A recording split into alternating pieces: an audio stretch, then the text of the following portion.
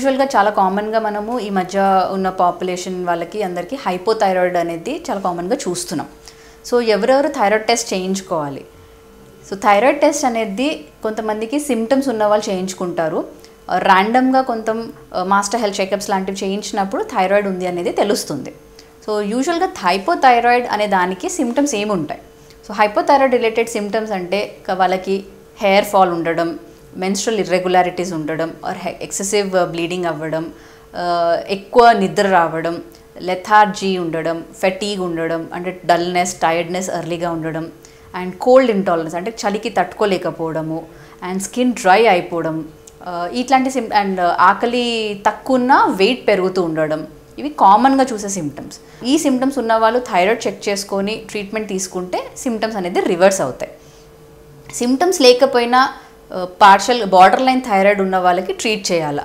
So చాలామందికి రొటీన్గా test చేసుకున్నప్పుడు థైరాయిడ్ బార్డర్ లైన్లో ఎక్కువ ఉన్నప్పుడు, లైక్ టీఎస్హెచ్ కొంచెం బార్డర్ లైన్ కన్నా ఎక్కువ ఉందనుకోండి, సో వాళ్ళకి ట్రీట్మెంట్ ఇవ్వాలా? సో అందరికీ బార్డర్ లైన్లో ఉన్న వాళ్ళకి ట్రీట్మెంట్ ఇవ్వాల్సిన అవసరం లేదు. సిమ్టమ్స్ ఉన్న వాళ్ళకి మనం ట్రీట్మెంట్ ఇస్తాం. సో బార్డర్ లైన్ హై ఉన్న ఆర్ 5 to 7 మధ్యలో ఉన్న వాళ్ళకి మనం మళ్ళీ రీటెస్ట్ చేసుకోమని చెప్తాం. లైక్ వితిన్ 3 monthsలో మళ్ళీ చెక్ చేసుకోమని చెప్తాము. అండ్ టు ప్రివెంట్ హైపోథైరాయిడ్ కొన్ని ప్రికాషన్స్ ఉంటాయి. లైక్ ఎక్సెసివ్ క్యాబేజ్, కాలీఫ్లవర్స్ లాంటివి అవాయిడ్ చేయడం, రెగ్యులర్ ఫిజికల్ యాక్టివిటీ చేయడం, స్ట్రెస్ లెవెల్స్ తగ్గించుకోవడానికి కొన్ని యోగా థెరపీస్ కానీ, ఎక్సర్సైజెస్, మెడిటేషన్స్ ఇవన్నీ చేసుకుంటే ఏంటంటే థైరాయిడ్ అనేది హార్మోనల్ డిస్టర్బెన్స్. సో అది అనేది కొంతమందికి రెగ్యులరైజ్ అవుతుంది. లేదు రిపీట్ టెస్టింగ్లో కూడా థైరాయిడ్ పెరుగుతుంది అనుకుంటే అప్పుడు మనం థైరాయిడ్ సప్లిమెంట్స్ ఇవ్వాల్సి వస్తుంది.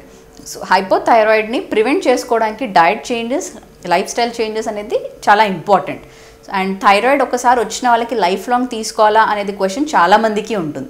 సో థైరాయిడ్ పిల్స్ తీసుకున్నప్పుడు ఫ్రీక్వెంట్గా మనం టీఎస్హెచ్ అనే టెస్ట్ మానిటర్ చేస్తూ ఉంటాం.